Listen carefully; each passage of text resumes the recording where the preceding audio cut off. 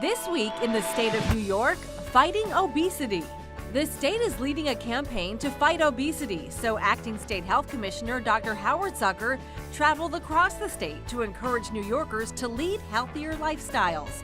In New York, more than a quarter of adults are obese, and nearly 36% are overweight.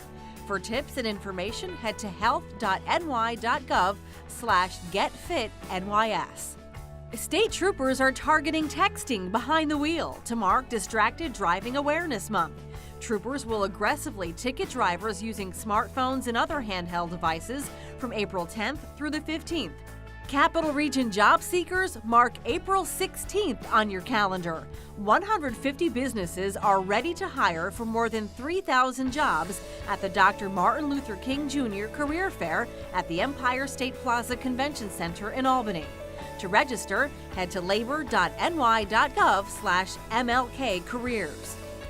Until next Friday, that's the state of New York.